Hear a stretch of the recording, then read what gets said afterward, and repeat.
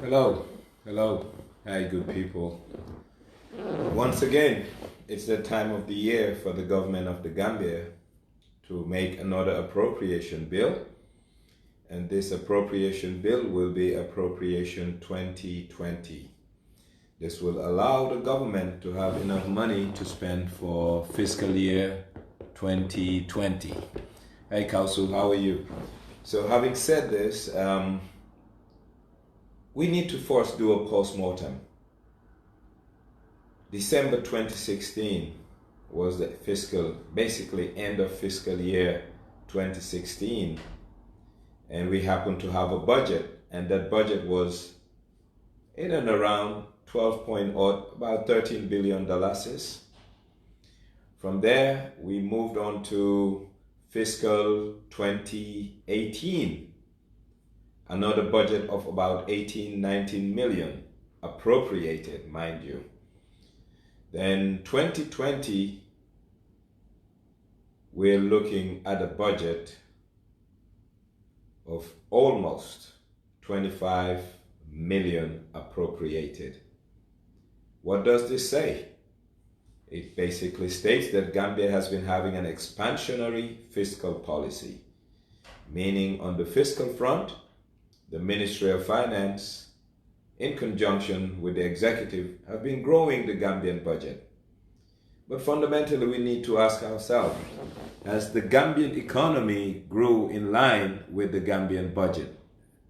The answer is no. The Gambian budget didn't grow in line with basically the amounts that we wanted to spend as a nation. So how are we financing this gap? Yes, deficit financing has gone down at the expense of what? This is what we need to ask ourselves. Are we living beyond our means, or are we cutting our clothes according to our size? I don't think the government of the Gambia has been living within its means, and this has gotten us in a lot of trouble. Why?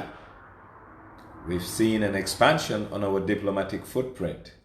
And mind you, whenever we post diplomats, we have what you call a recurrent expenditure. A recurrent expenditure in budgeting means something that you have to periodically pay, whether it's monthly, whether it's quarterly, whether it's annually, it's a cycle. You'll end up paying. And most of the time, these payments don't yield economic dividend. So, are we spending our monies where we need to spend it? The answer, once again, is no. Why? Youth development. And when I say youth development, I'm not talking about sports. I'm talking about opportunities, education, and healthcare. That's what's going to develop the youth of this country. Opportunities, education, and healthcare. Uncle Sidi, I'm glad you're on board.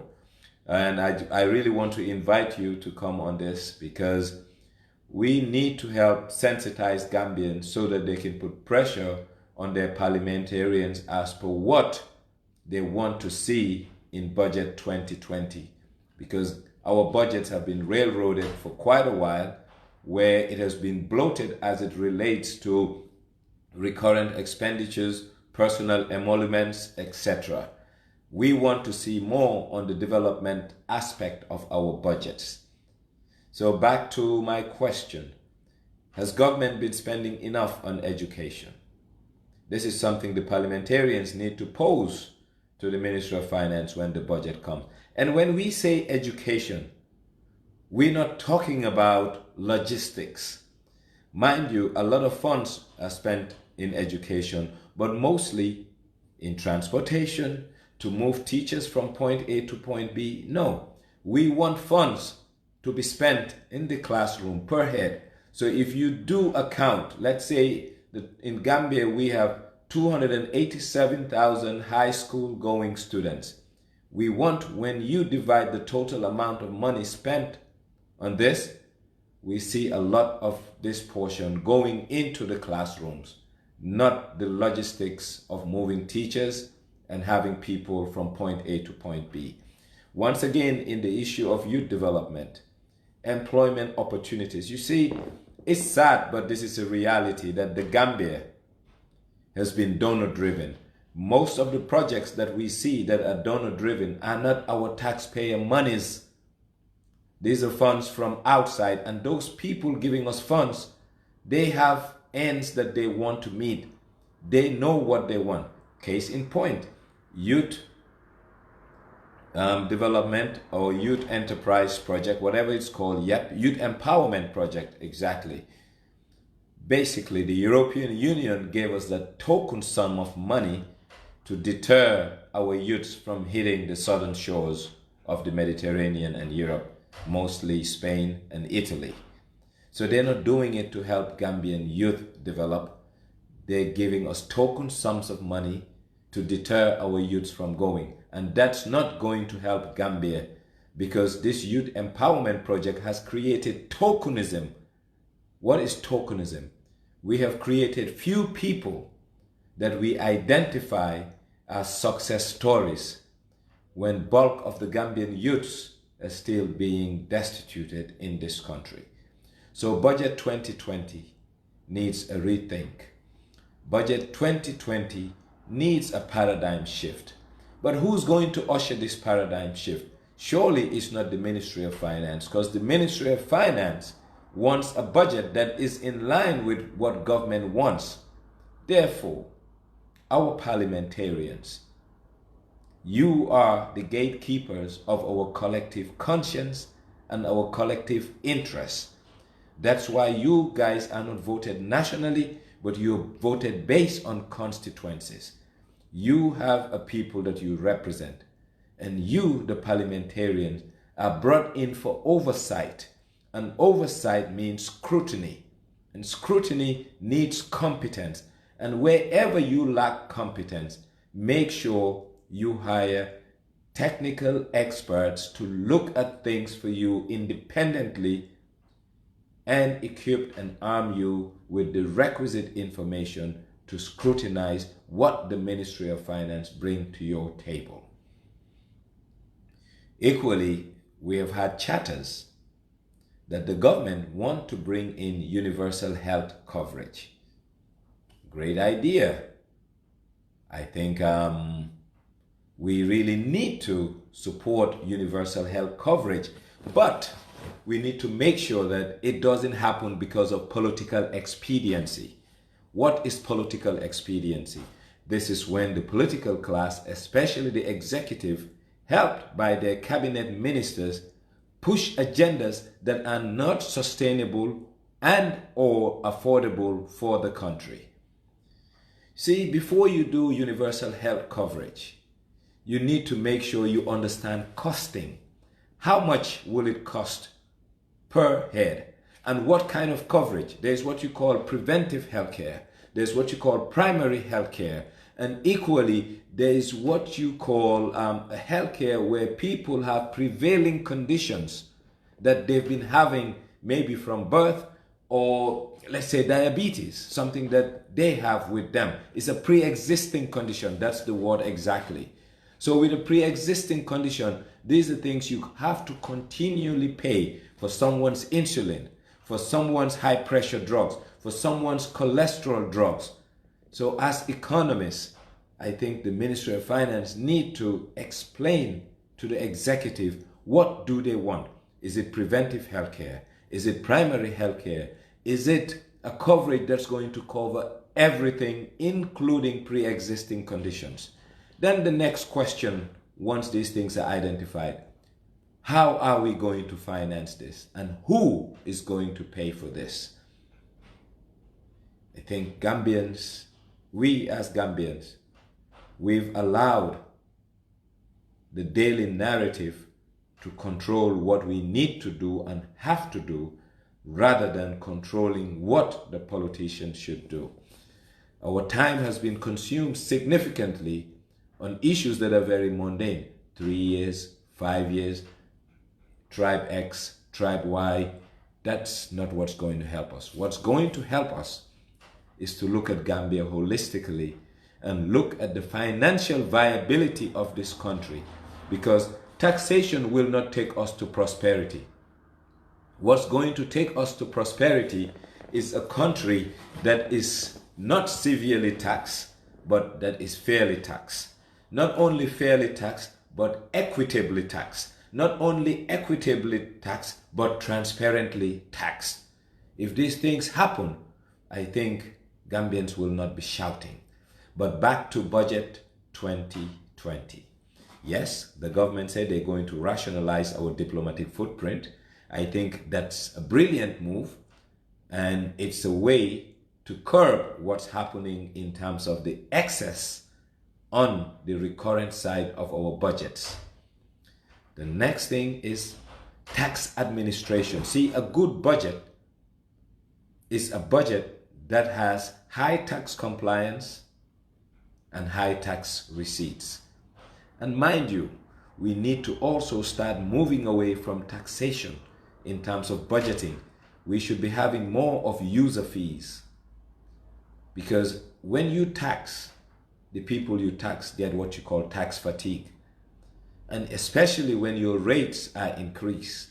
If you increase your tax rate, you force people to go below the net. When they go below the net, you have few corporations and people paying taxes properly, and that brings tax inefficiencies.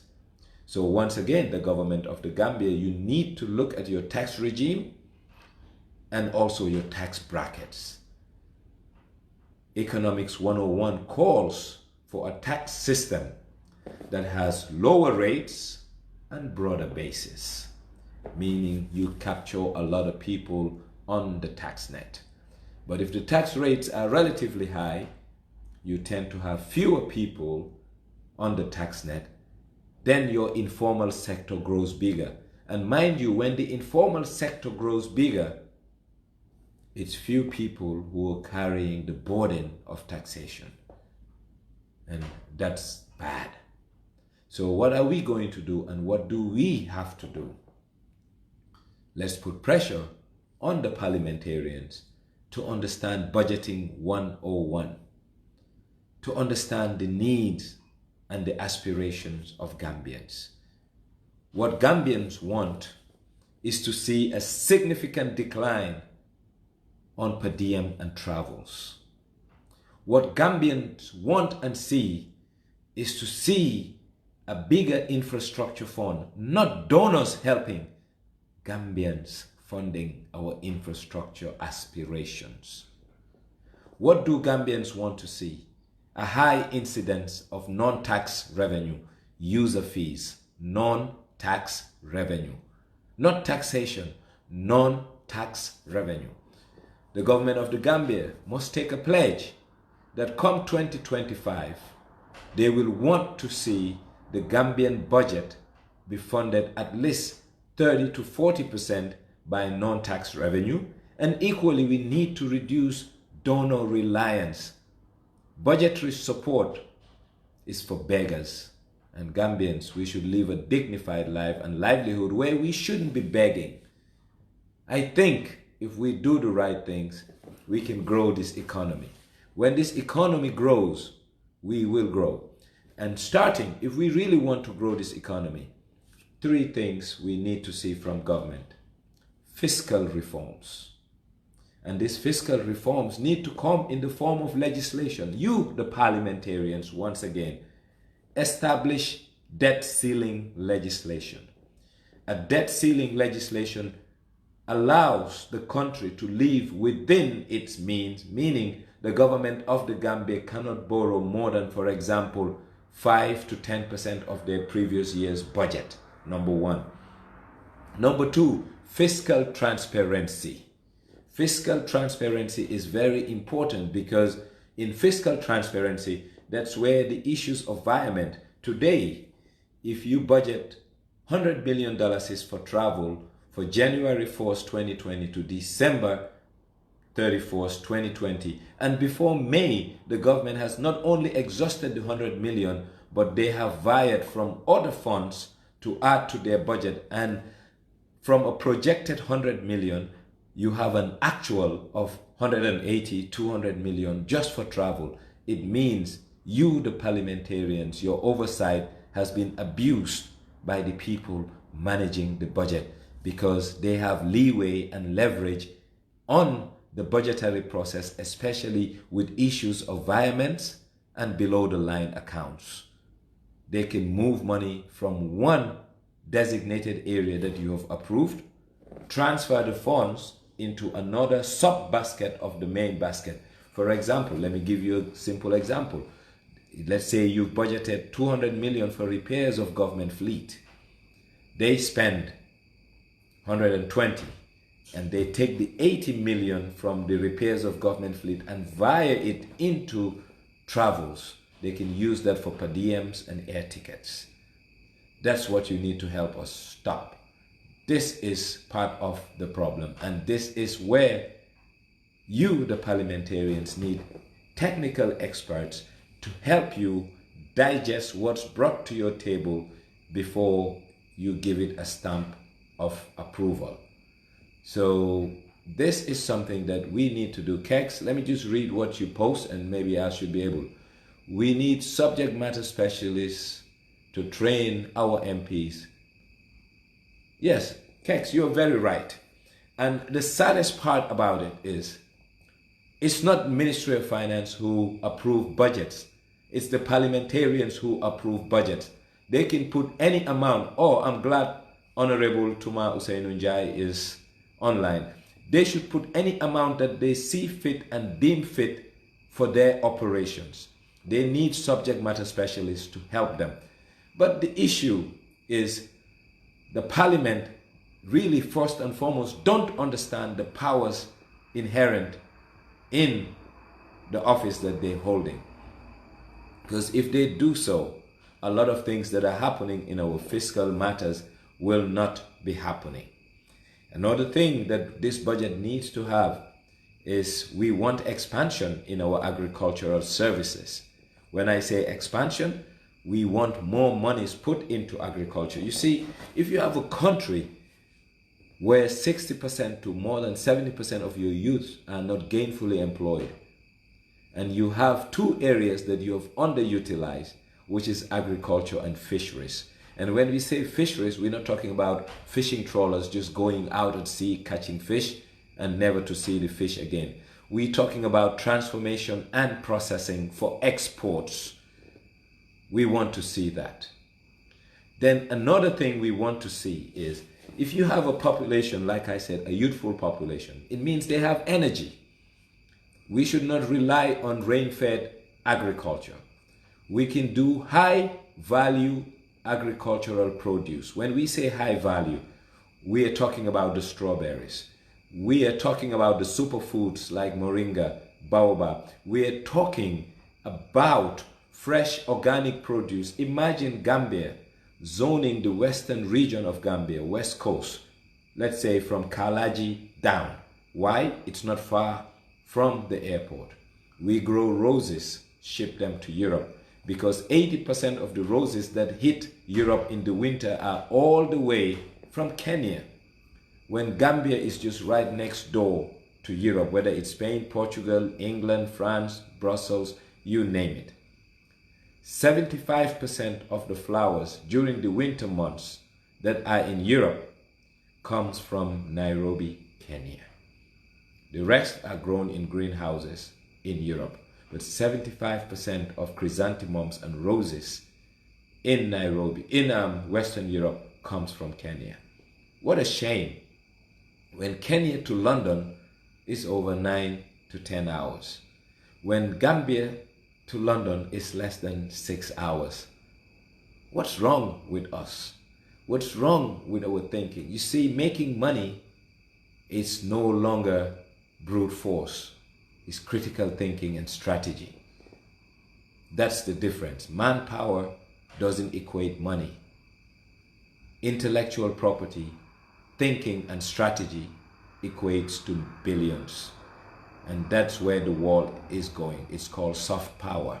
Soft power is what gives us money. So Budget 2020 need to spend at least a little bit more on agriculture. Equally, education. Education needs to be taken seriously and not be left with the donors to be filling the gaps. Let's put our monies where our mouths are. You want an educated population to take over this country. You better spend money on education. Tumanjai, I want you and your people, when this budget comes in this time around, please, let's not rubber stamp it like what has happened in the past. Once again, 2017, we have a $12 to $13 billion seed budget.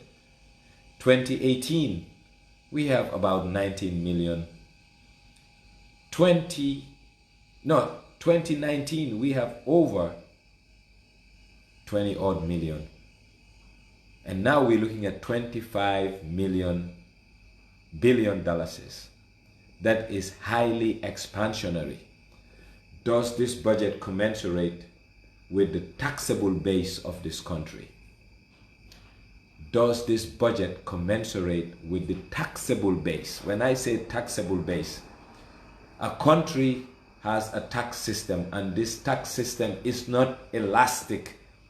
It's like a bottle that is 1 liter and you want to pour 5 liters on it. It's going to spill. And that is what has happened to Gambia as it relates to budget and taxation. We have overtaxed this economy and we cannot tax ourselves to prosperity. Something has to give in. And what's going to give in is the parliamentarians to put in check the excesses of the executive. See, the executive have a political wish, and this political wish is politically expedient. It's the quick way, not the sustainable way. Sustainability is something we need to inbuilt in budgeting. Can we afford the lifestyle we want to live going forward? My answer is a flat out no. Gambia cannot afford the lifestyle it wants to live. So therefore, we need to cut. And if we're cutting, we should cut on the luxuries. The Pajeros, the convoys, the travels, the per diems, the conferences. Why can't Gambia build a teleconferencing facility, for crying out loud? A teleconferencing facility whereby Gambians can attend a meeting virtually, and when they're attending those meetings, they can sign documents sitting in Gambia, and their counterparts on the other end will receive these documents, sign them and send them, and any accord, protocol we want to sign, we can do it at a least cost. Number one. Number two, it's the responsibility of Parliament to give alternatives to the Ministry of Finance when the budget comes in. Yes, it's the role of the Exchequer, the Ministry of Finance, in collaboration with Cabinet and the President to decide what the country needs to spend. But it's the duty of the parliamentarians to tell them this is what we can afford. That's why it's called an appropriation bill. You have the final word, and your word is bond, and your word is law. Stop weakening your powers and take your powers for what they are. The Parliament is called the People's House, and at the People's House, you represent the interest of the people, not the interest of a party or an individual. How can you help us so that we can vote you guys back in office? If we take a scorecard, collectively the parliamentarians have failed Gambia, because the reason you failed us, we came in as a transitionary government, meaning a very ad hoc, very brief, very short term to right the wrongs of the past. And mostly the wrongs of the past must be right through legislation. So our lawmakers haven't been making laws to right the wrongs of the past, be it the Public Order Act. And yes, they have to bring it to you. We understand that. But if the executive don't bring you bills, you do your private member bills and make sure the right thing is done for the people who took you there to represent them. Back to the budget once again. If the budget comes in 18th to the 20th of November, you have about 1 month to deal with this budget. Please, please call in subject matter expert, fiscalists, people who have public finance and fiscal expertise, to look at the budget and tell you. Because what you need to do when you're analyzing a budget, you need a baseline, a reference point, a starting point. So let's start at 2017. That's the end of dictatorship in Gambia. We tell the people, you approved 12.8 billion. The government overran and spent 14 billion, for example. You approved 200 million on travel. They've spent 400 million on travel and per diem. You approved 200 on repair, maintenance, and procurement of vehicles. They've spent 400. Here are the variance analysis. This is what subject matter specialists can do for you. You see, we all need to know our limitations. And there is nothing wrong with that. If you go to the US, they have what you call Office of the Management of Budget. Office of the Management of Budget is for the government. Yeah? The government has that and they work with the Ministry of Finance. But the parliamentarians or the Congress in the US don't depend on the MBO, the Management Office of the Management of Budget, to give them information. They have what you call Congressional Budget Office. How can you rely on Ministry of Finance to give you data when you should be policing them? Something is fundamentally wrong with your logic, or something is fundamentally wrong with your competence. I am now talking to my parliamentarians. And what you lack in competence, hire them. And it doesn't have to be long term. Hire them short term. Let them help you out. You cannot help your population when you are ill-equipped. The skill set and the toolkit that's needed for you to understand a budget, you guys don't have it. And it's not a shame. And it doesn't mean you're weak. It means you have limitations.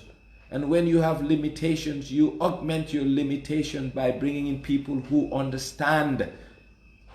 So our parliamentarians have failed us 3 consecutive years in a row by rubber stamping a document.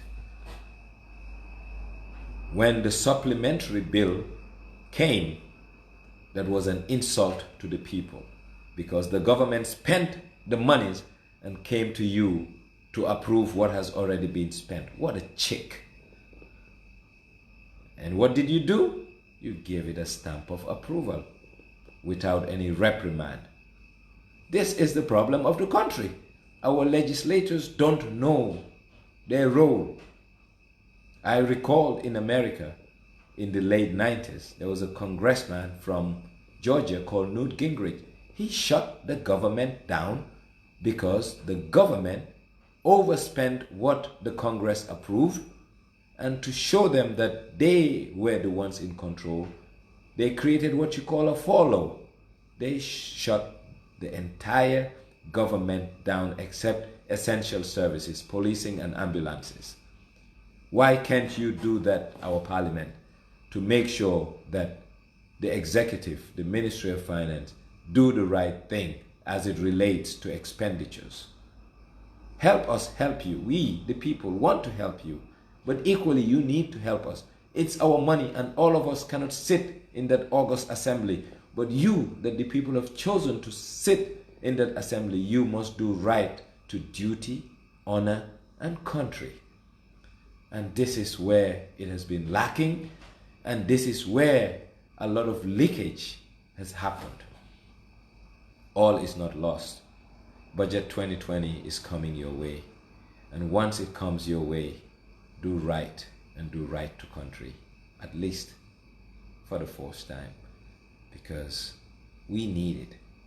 You all have seen how public servants have been gallivanting and crisscrossing this road at our expense. What do we have to show for it? Nada, zilch. You have seen on convoys the type of cars that are on our roads, paid for, both in terms of its recurrent, that is the fuel, the maintenance, paid for by you and me, and what are we getting? Nothing. We have seen schools in Gambia where on a high noon, if a student looks up, he can see the sun from the roof that she is sitting under. Something, once again, it's wrong. Priorities, priorities, priorities. Yes, MC Cham, the defense budget, it needs to be rationalized. We don't need, you see, a country like Gambia doesn't need to spend much on defense because we have a natural defense. And when I look at Gambia, I look at Swaziland, I look at Lesotho. These are countries, yes, they are landlocked, we are not, because at least we have our ocean on one portion. But for a country to invade Gambia, you have to basically go through Senegal. So that natural defense has given us an opportunity not to overspend on defense.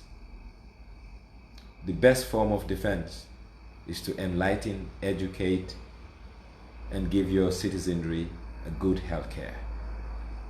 An enlightened citizenry is a M.O. Goswell, what's up? An enlightened citizenry is a citizenry that will do what's right to country. So I hope we have an opportunity that we're not going to miss, and that is proper scrutiny of Budget 2020. Gambia, let's stop bickering about this politics. You know, I've been seeing a lot of noise on Facebook, and I think Gambia, we have misplaced priorities. Whilst all of you are shouting about UDP, APRC, GDC, the government is quietly spending your money and spending it where you don't want, and you can do nothing about it because you've been worried about mundane issues that's adding zero to your bottom line. Let us as Gambians start worrying about the money trail, where the money goes. The time me and you and many other Gambians spend online talking about UDP, talking about APRC, talking about nonsense issues, people are flying, crisscrossing the wall at your expense. And nothing's happening because you're worrying about things that you need not worry about. And the things you need to worry about, you're not worrying about. So let's make sure that we not only increase the budget on education, on health, on agriculture. And mind you, when I say increase, I'm not talking about the logistics of buying them cars and others. I'm talking about direct input for the farms, direct opportunities for the youth who may be engaged in agriculture. And when it comes to the schools, the classrooms. When I say classroom, I'm talking about quality of instruction, good teachers and good teaching aid. There's one thing having a good teacher, there's another thing having teaching aid. These are the laboratories. These are the issues that help the student to have quality education. A quality education is not the building and the cars that the Ministry of Education drive, but the labs, the computers, the equipment, the good teachers. This is what our schools need, and this is what our schools lack. So let us stop talking about politics of UDP, APRC, and others. Let's talk about what really matters to us, our bottom line, our value proposition, our money, our budget, our taxes. Let it go where it ought to go. When are we going to do that? You see, we're stupid people. I'm sorry. Sometimes we have to call ourselves what we are collectively as Gambians. We're stupid. We're stupid for the simple reason that the politicians, especially executive, they have gotten us where they want us. Let them talk about politics, politics, politics. We do the expenditure, the expenditure, the expenditure. $35 million of your money went into the rehabilitation of Banjul, and you don't know zilch about where, who, what, how it was calculated, how it was procured, and still we are not bothered. 35 million, that's over $1,750 million, and you are still quiet. What a shame. What a shame. we need to understand our priorities. We need to prioritize our priorities to make sure that these people don't take us for a ride. And you, the parliamentarians, once again, you are the gatekeepers of our collective good. You are our watchmen, glorified watchmen. That's what you are, parliamentarians. That's what you are, Tumanjai and your colleagues. You are our glorified watchmen. You are just like Walking Hut. We elect you to be our safeguard and keepers. You are nothing but glorified watchmen. You see those people wearing the Walking Hut uniforms at the American Embassy? You are just like them to us. We brought you in to make sure that our monies are managed properly. What good is a parliamentarian if you cannot scrutinize a budget? But for crying out loud, if you don't have what it takes, bring in subject matter specialists to tell you. And they will break it down sector by sector, line item by line item, to show you where your money is going. Your monies haven't been spent the way it should have been spent over the past 3 years. See, I'm not talking about the despot days, the dictator days of Yahya Jammeh. I'm talking about 2017, 2018, 2019. How can our budget grow from 2016 at 12 million today to 25 million, almost double, when the growth of this economy hasn't grown that much? It means you're suffocating the corporate world, the corporate Gambia players. You're suffocating enterprises. It means enterprises are not reinvesting because there is nothing left. They're paying all of it in taxes. It means enterprises are not doing innovative things because everything they make, chunk of it goes back to taxation. You're talking about poor service in the internet services, the telcos. You're talking about poor voice qualities. Don't blame them. Blame the tax structure, because what they could have been spending in reinvestment of capital goods, they're paying in taxes. So don't blame the private sector for not doing a lot in this country. Another issue that the parliamentarians need to look at is petroleum prices. The world over, there is what you call a petroleum slump. Oil has glutted and gone down globally, and oil is still relatively high in Gambia. And oil, mind you, is a strategic product that runs across all sectors of this economy, and it controls pricing. We have seen 4, 5, 6, 7 price changes in oil in one fiscal year. That is sending bad signal to the economy, because when someone buys flour and want to take it to Basse, it's transport sensitive. Oil, cooking oil, the same. Rice, the same. Transportation, the same. So basically, the price changes induced by government is creating inflationary tendencies. Government has been shooting itself by changing price levels in the country. This is so stupid, and it's bad fiscal management.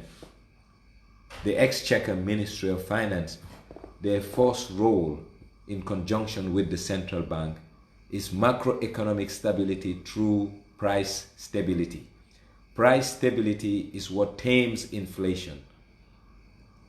And basically, this government, through the Ministry of Finance, hasn't helped in price stability because visibility in the economy hasn't been there. And mind you, 99.9% of importers are nothing but price passers, meaning they add on whatever you, the government, put on them, they pass it on to the consumers, thereby changing price levels, thereby bringing in more inflation, thereby changing the dynamics of this whole economy and changing the disposable income that the citizens must have in their pocket. You see, for this economy to grow, the government needs to understand that more disposable income in the pockets of Gambian create consumer spending. When consumer spending goes up, the economy gets heated. When the economy is heated, productive growth happens. When productive growth happens, prosperity happens. This is what is lacking in the Gambia. And Kex, another thing this government needs to do is public enterprise reforms. Public enterprise reforms in the sense that our public enterprises, as it is today, most of them are not fit for purpose. AMRC. AMRC was a sunset arrangement. It was here ad hoc. Commercial Bank, Commercial and Development Bank was one of the primary reasons AMRC existed. It should not be here today. It should have died a natural death by now. See, business as usual in Gambia needs to stop.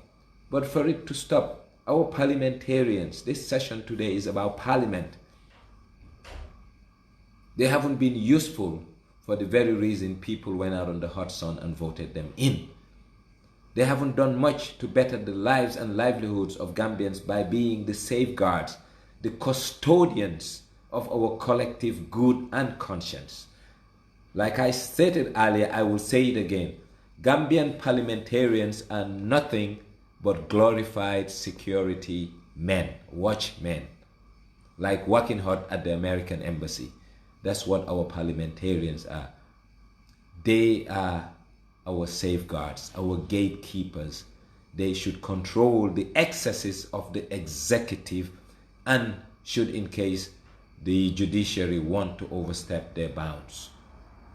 If they understand that, they will make sure that the budgets that are brought forth to them are not only in line with what's right, but they're in the best interest of society. And this has been lacking for a long, long, long time. And we need to do something to stop it. So for us to stop the bleeding, we should start looking at the projections for budget 2020 called the estimates. The Ministry of Finance will bring the estimates to the House. And when it comes to the House, there are critical key factors the House need to look at. Health sector, agriculture, education, and the recurrent expenditures of travel, per diem, logistics, and personal emoluments. These are key areas that the Parliament must scrutinize, and in scrutinizing them, they should have a benchmark, a basis. And the basis, let's start at 2017 budget and see why government has been growing so fast and where this growth has been. If the growth of our budget has been in education, health, and agriculture, and when I say education, health, and agriculture, I'm not talking about the cars, the buildings. I'm talking about growth as it relates to laboratories, as it relates to technical equipment, i.e. things coming into the labs, as it relates to teaching aid and salaries for good teachers. We as Gambians won't be complaining because we will yield a dividend out of that, and it means we will have better students and better results. But if bulk of it is going towards sustaining travels and other things, you're not helping anybody. And that's why I want our parliamentarians to understand their role, to understand what they should do for society, because society gave them the opportunity to represent us at the constituent level, and collectively they should guard the interests of the people. And they should be the check and balance we need from the executive by way of the Ministry of Finance bringing in an appropriation bill for you to check. Please don't rubber stamp it. Because if you do, you have done a disservice to the people. You see, all of us cannot sit at Parliament. That's why we have representatives who represent a district, a constituent, you name it. Do the right thing when you go there. make sure Gambia gets what's right. And Keba, I mean, they're not per diem hustlers. You see, today I can tell you, I'm not interested to work at the Ministry of Finance, but I can give them a policy in 7 hours that will discourage anyone from traveling. Imagine today we stop per diems completely. We have corporate credit cards for each department, meaning if anybody wants to travel, yes, a travel agent will issue a ticket. The ministry will give you a card, a visa card. You go, you pay a hotel. And it will have a policy. The policy will say your lunch should not exceed $30, your dinner should not exceed $40, your hotel bill should not exceed $200. You know what that means? Most people will not travel again, because the reason they've been traveling is the cash that they get through per diems and go and spend time with uncles, cousins, friends whilst they're abroad to make a savings. You take away that savings from them by giving them a corporate card. If you work for the corporate world and you travel, they give you an expense card, a visa card. This visa card is what you charge your bills. And when you come, they can see, because no hotel will give you cash when you don't sleep there. So it's easy. We can solve our issues. But for us to solve our issues, we need dedicated people who are willing to do what ought to be done. I don't think we have stupid people. Lambda, they don't even need to turn receipts, because if you charge a credit card, it has a statement. That statement will be checked by auditors. So therefore, that issue of receipts is redundant. Let them have an expense account with a credit card. When you travel, you charge that credit card. No more cash. No more per diems. Trust me, civil servants will stay and work. But mind you also, the reason why civil servants have been traveling extensively is poor remuneration. And the first thing that this government should have done was to have a civil service reform. And this civil service reform would have catered for a new civil service that's robust, that's lean, that's agile, and that's responsive and can compete with the private sector, meaning people who are in the private sector can be lured to come in and work for the public service, because they will be paid relatively not the same, but to a point that they can have a decent livelihood, and people who love public life would have been working for the public service. But I think what has happened, we have sidestepped the raison d'etre for us having a transition. Yes, there are commissions going, but those are minor. The most important thing about this transition is to change the obnoxious laws that were in our books and are still in our books, and we don't need constitutional review to take them out. The Public Order Act, one of them.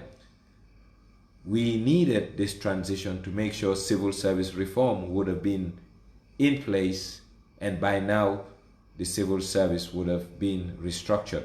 But the civil service today is as worse as it was, and the saddest part about it is the best and brightest amongst our citizens don't want to go there and work. What's up, G Barber? It's been a while. How are you doing? Friend of mine from college. Nice to see him online. I always appreciate seeing my old friends. But yeah, this country of ours is not a difficult fix. It needs commitment. That's what we need first and foremost, commitment.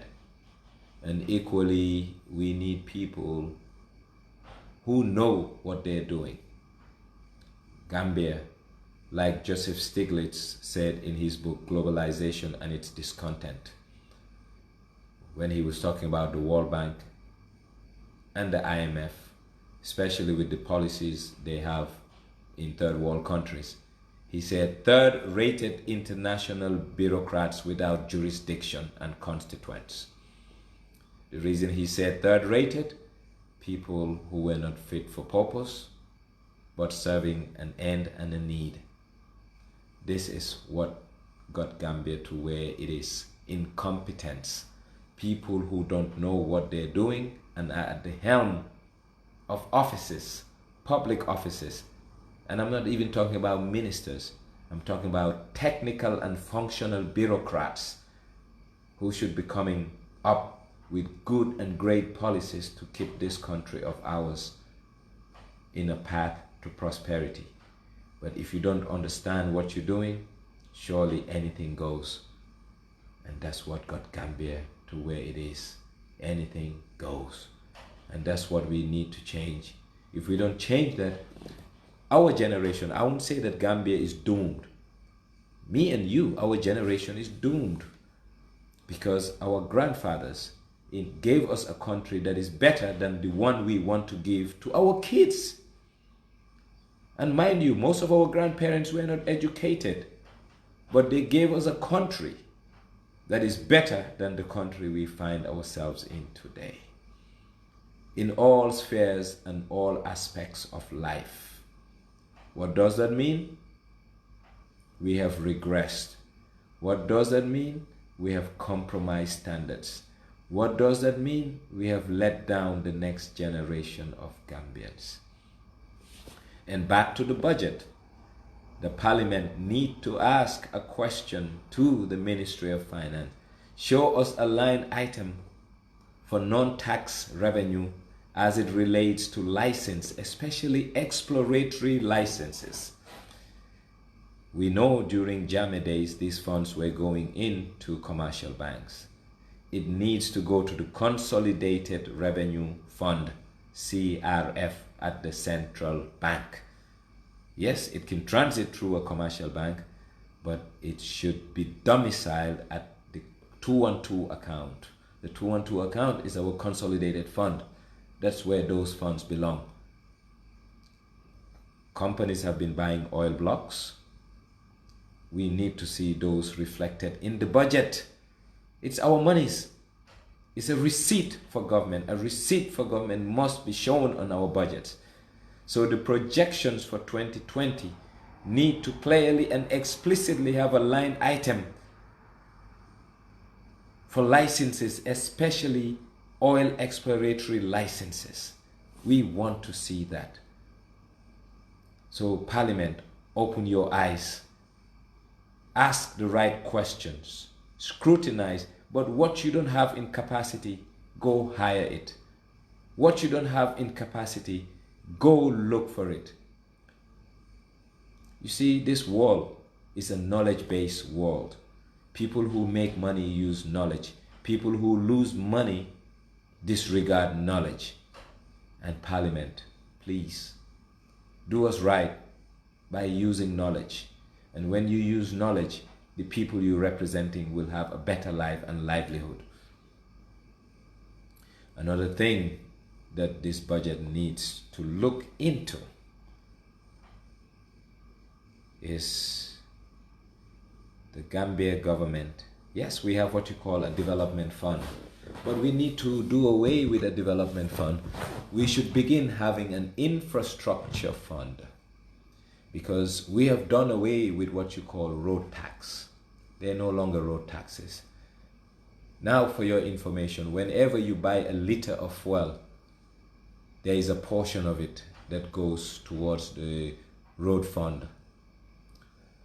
So if you look at the volume of liters of fuel being bought in the country in an annual basis, that can make nothing less than 3 kilometers of road a year, plus maintenance of existing roads.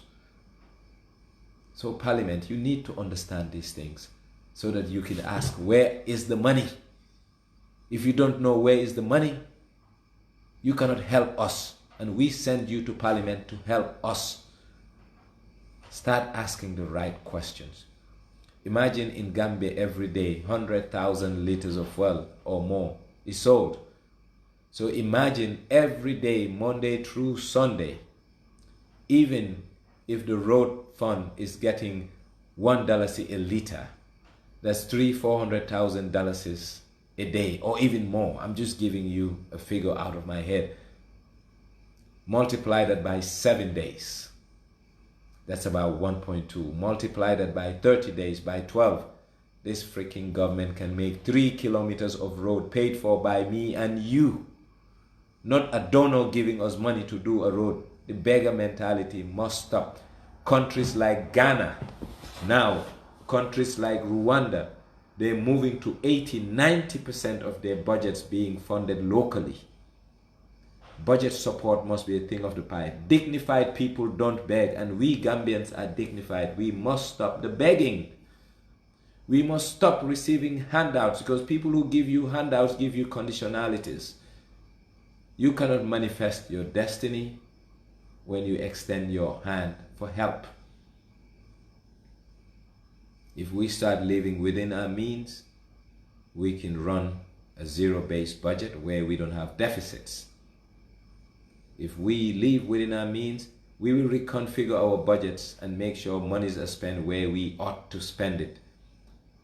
So, please, our parliamentarians, Kex, anytime you need help, I'm here to help. And there are many more like me who are willing to help, because we believe we owe it to the Gambia to make sure that the right thing is done. And everything is not about being rewarded financially. We have private work we do in a lot of places, and we make some monies there. So we can give back to society, and we can give back to country. And giving back to country don't mean we have to be employed by country. Some of us are not looking for jobs, 9 to 5 from the civil service. But as and when help is needed, the expertise of the likes of Sidi Sane, Larry Cisse, Ablai Baksture can be called upon. I'm going to call someone out here, not that I want to, a Gambian, who has been a retired bureaucrat, international bureaucrat for that matter, Mr. Larry Cisse, who has been home for over 2 years, and Gambia hasn't utilized his experience, expertise, and competence. Why? Insecurity of many Gambians. They're afraid of people like that. Ablai Baksture, another Gambian who can add to the bottom line of this country, hardly called upon to give his 10 cents towards the development of this country, because the people who are sitting in high offices, be it ministers or otherwise, are insecure about these people coming to the aid of the country.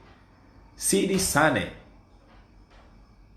someone I know, someone I respect, and someone that I know his competence, will not be called upon to help his country because people are insecure. Sidi doesn't need anyone's job. Ablai Toure doesn't need anyone's job. Larry Cisse doesn't need anybody's job. But they want to make sure that Gambia moves forward. And this is the problem of this country. People don't call for help where they need to. Gambia has a knowledge bank, and the public service refused to make withdrawals from this knowledge bank. The knowledge bank can get withdrawals. The knowledge bank can give public withdrawals to the Gambia. I know quite a lot of Gambians out there who can sincerely and genuinely contribute towards the betterment of this country without a dime in return.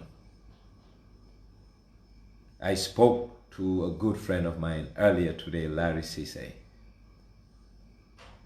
He's helping other African countries. And he cannot help his country because he's not going to come like a prostitute, say, here I am, take me Gambia, I will do anything for you. Oh, hell no. These people are dignified professionals who love to help their country, but they're not going to bend down for someone to do that to them. Oh no. If they're called upon, they will help.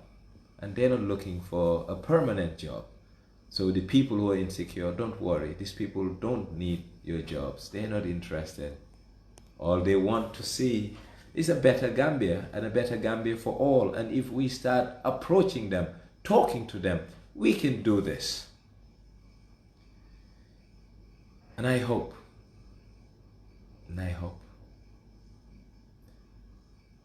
this is something that is very dear to my heart. We start looking at Gambia medium to long term and stop the firefighting. We've been fighting fires in terms of policy. We need to have a strategic vision. I'm not a fan of the NDP, because NDP is coming to an end in 2021 and they haven't mobilized resources to execute what the NDP is calling for. What does that mean? There is no considerable equity or buy-in into that document called the NDP. Either it's not sustainable or the donors don't believe in it. I think Gambia needs a homegrown document that is sustainable and it has built-in safety nets for sustainability to make sure that this document can withstand the test of time. And we don't need 3 or 5 year documents. We need 7 to 15 year documents. We are building a nation. And in building a nation, it's medium to long term. Administrations come in, do their bit and move on and allow other administration to come in, but follow a blueprint. Because today, if you have a NDP 2021, it's over. Someone else comes and have another plan for 5 years. Gambia will be disruptive. It will not develop because everyone will come with their mindset. So we need a national document that's 20 to 30 years. And then this document will now have phases. And the phases will have milestones. And these milestones will have a scorecard. We will check whether we're achieving these milestones. That's what development is. Development is a snail pace. It's not a marathon, it's not a sprint, it's a marathon. And because it's a marathon, it has a longer horizon. And that's what we lack, that understanding. See, public policy is just not only, what's up, Brian? That's another classmate of mine coming on. Brian, it's been a minute. Love to see you. Public policy, mind you, it's not only learned at school. It's a craft. It's an art. It needs guts. It needs conviction. And it needs creativity. That's what public policy is. So it's just not a textbook thing. It needs someone who dares to dream. It needs someone who dares to do what's right and stop what's wrong. Case in point, Kairaba Avenue. You go to the park at Westfield, everyone has brought in a makeshift shack with corrugates. If we have good public policy practitioners, they will come up with policy to eradicate all of those makeshift shacks and take them off. Development comes with tears. People have to cry before they smile. We cannot build a Gambia without people having scratches and bruises on their bodies. It comes with it. If you understand development, you will know it comes with it. Lee Kuan Yew, when he wanted to develop his country, there was an ultimate collective sacrifice. If we want to develop Gambia, there has to be an ultimate collective sacrifice, and that ultimate collective sacrifice comes with tears. But the medium to long term translate to joy, translate to peace, translates to prosperity. And that's what we need, a leader who understands that. 60 years of independence, we still don't have stable power. Yes, we're 56 going 60, might as well say 60 years. Gambia is becoming a senior citizen. And this senior citizen is still handicapped in a lot of ways. And it's self-inflicted. It's a choice we made because we have opted for mediocrity. We have opted for substandard lifestyle. When I say lifestyle, I'm not talking about individual, a national lifestyle. We have chosen still to be a backward nation. not a progressive nation, both in terms of mentality and in physical infrastructure. It's our responsibility. It's our responsibility to fix this country, and it's a duty to pass a better Gambia to the next generation of Gambians, because our grandparents, even Sanjali Bojang, an uneducated Gambian, gave Gambia a better Gambia. Keba Nyamali, a parliamentarian, gave us a better Gambia. He gave me and you a better Gambia. Numukunda Dabo, a parliamentarian, gave you a better Gambia. Saali Ujak, Ebi Njie, Per Njie, Omar Mbake, they all gave us a better Gambia.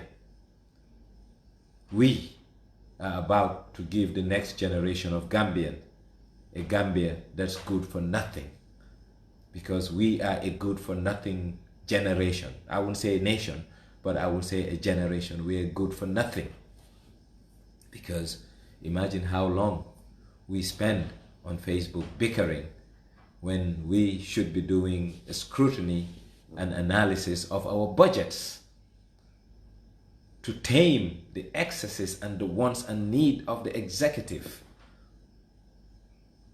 Yes, with the help of the parliamentarian. My good uncle Sidi Sane just came on board, and like I said, the likes of Sidi Sane are not looking for jobs, are not waiting for anyone to tell them do this. Like the Wolofs will say, the Sidi Sanes, God has helped them. The Wolofs will say, Mun Sabopa, Mom Sabopa, Gom Sabopa. That is what independence is at the personal and at the national level. Mun Sabopa, Mom Sabopa, Gom Sabopa.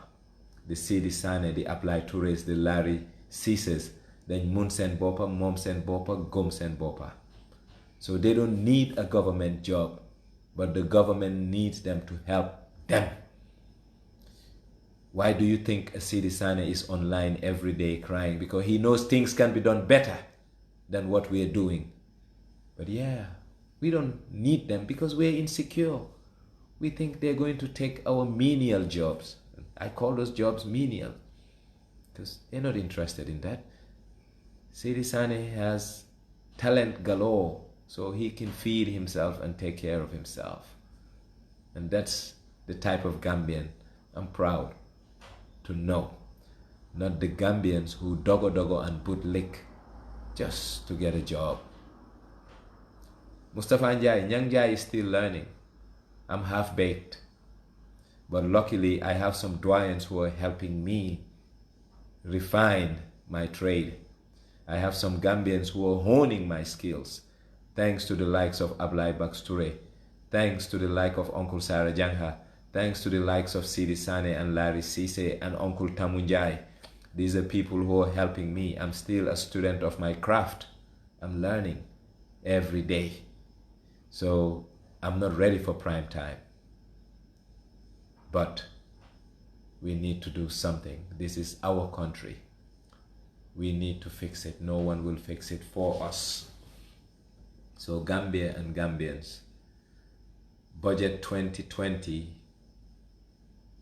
is something we need to start working on.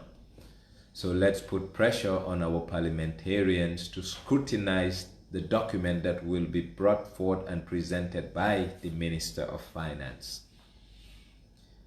You see, we are all in the same boat. We are in the boat with the executives. We are in the boat with the judiciary. We are in the boat with the legislative, and the rest of the country are in the boat. None of us want to poke a hole in the boat because we will collectively sink and there won't be a prosperous Gambia for all of us. So we don't hate anybody. The interests of Gambia should be our collective interest and duty. Interest and duty.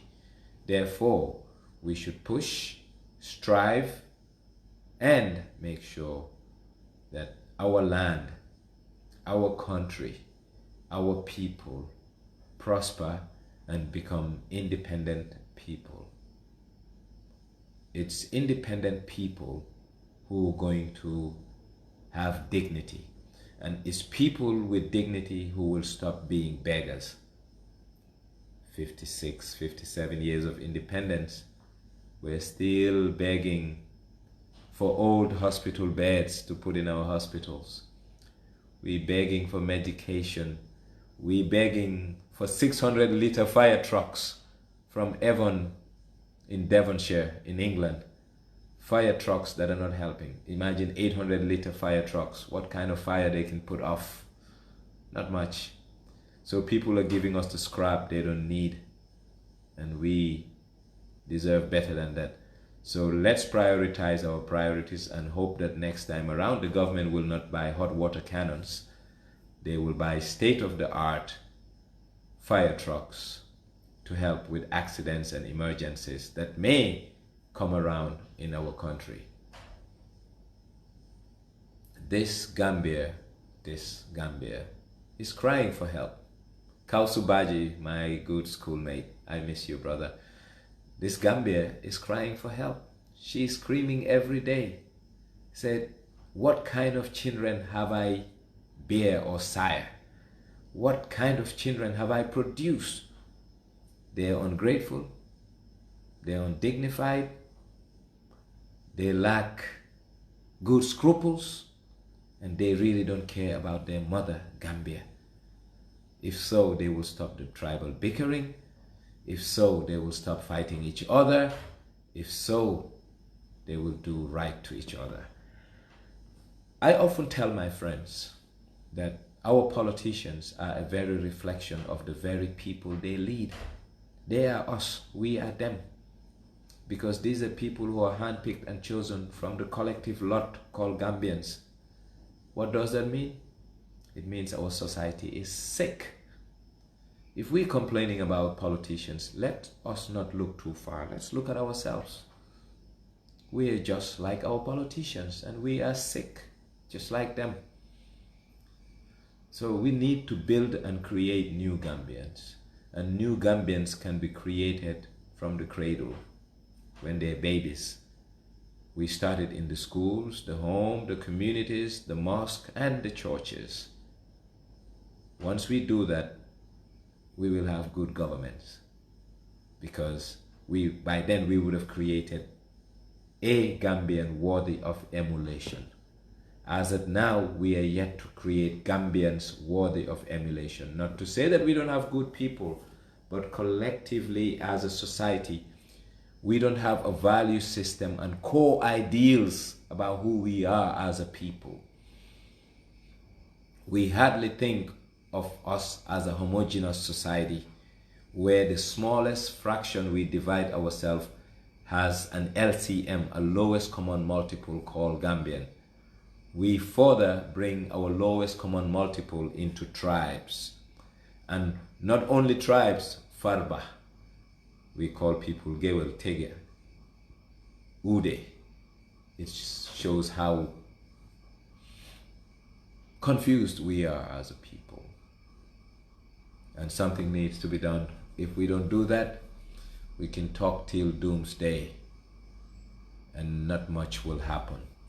And on the issue of our power front, electricity.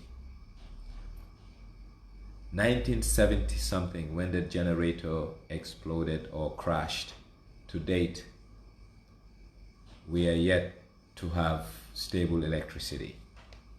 And the reason being is the model that we have. The model needs to change.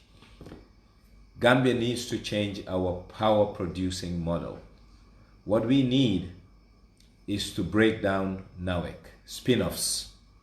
We sell the generation capacity, the generators, Kotu Power, Basse, Brikama Power Station, we sell all to a private company. Then NAWEC takes over all the transmission line. It's the wires and the substation. NAWEC takes it, and NAWEC takes over the billing. So it means NAWEC will have transmission, distribution, and billing. Then the power generation, we privatize it. We can have 45 power companies in the Gambia. Everybody has a master meter connected to NAWEC's grid, to the transmission and distribution. NAWEC sells your power, and at the end of the month, NAWEC settles you. The private companies will do serious repair and maintenance because they have invested in capital items, machinery. Unlike NAWEC, they will value that because that will become their bread and butter. Then the issue of not having power will be the thing of the past. And these IPPs, the independent power producers, will also help NAWEC to reduce the transmission losses by upgrading our T&D, the transmission and distribution lines. So therefore, our power model needs to be modernized. And NAWEC as a company get their hands completely 100% off the generation aspect of power producing and focus on the transmission, distribution, and billing. Once they do that, stable electricity and affordable electricity will be something that we have. If you look at 1974 to 2016, NAWEC has had investments of over $250 million and we have nothing to show for it. Tax-paying population have paid for over 250 million either by aid, grant, loans, whatever, and not much has come out of this. So therefore, let's give people who understand. My wife is online watching. Her name is Aminta John. Aminta, I love you so much. But this is the problem of the Gambia, and this is what needs to change. On the water side of NAWEC, we equally have a problem. Water has been undercharged, meaning we have seen water as a social good, and it's not a social good. So NAWEC needs to spin off and have an independent water company, and people pay for the true cost of water. Then sewage, NAWEC needs to give it to the municipalities because this is a cost center that is being subsidized by other revenue centers, i.e. electricity and water. That's why the service is very poor, and we need to do away with that. You see, building a nation needs strategic thinking. Building a nation needs tough decisions. Building a nation needs leaders who are willing to close their eye and think and act like a Paul Kagame. Today in Nairobi, if you are in possession of a plastic bag, you are fined $10,000 or you go to jail for 4 months. You know what that means? The city is clean. And in Gambia, we have plastic all over. We need to do something about our development. We cannot have corrugate wooden and, carton or cardboard box shops and container shops along what we call ours. If you have a guest that landed at Banjul International Airport and is going to Senegambia, the first eyesore they will come through is the old Yundum intersection. It doesn't tell well for our visitors. But then again, it's the standard of the Gambian. We are substandard. We don't believe in excellence, and hence we don't believe in excellence, we cannot do excellent things. So that's the attitude we need to change. That's the attitude we need to change. A professor of mine at Harvard once told me that you cannot expect, and sorry for my language, you cannot make chicken salad out of chicken shit.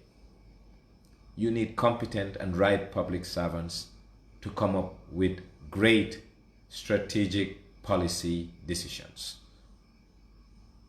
You need first-rated public servants. First-rated public servants to give you first-rated public policy. If we don't do that, we will always have subpar decisions. And it's these subpar decisions that's been hurting this country. And then we look at our youths. They're in destitution and despair because there are no jobs. Oh, my dad is online. Baba, how are you doing? I love you. We have our youths. They're in despair and destitution. And there is no hope for them. And the reason that our youths are in despair and destitution, because we haven't prepared them with life skills. You see, school is not only about textbook, and we have even failed because the students are failing academics. But school is to prepare a human being to have lifelong skills, to be independent in mind, in thought, and in deed. And Gambians and Gambian youths don't have this. Gambian youths are not employable because they don't have life skills. Gambian youths are not employable because they have poor academic preparation and background. Society has failed them. And the reason society failed them, we ill-equip the schools thanks to our poor budgets that rely on donor support, not us funding our schools. We should put our mouths, our monies where our mouths are. My grandfather, Sambandur,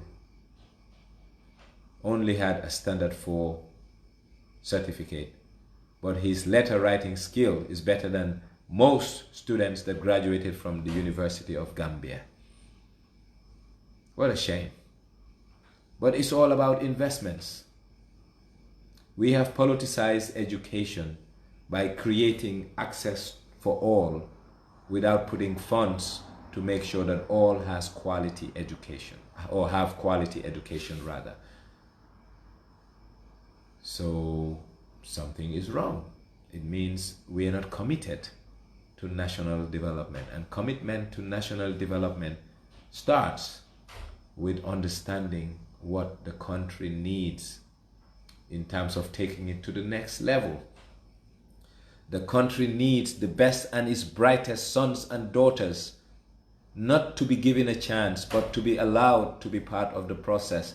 And this process doesn't have to be people who are working for you full time. They don't need your jobs. Once again, they need to be injected in the process. Gambia always go out and get international consultants to come in to diagnose and give you prescription to your ailments.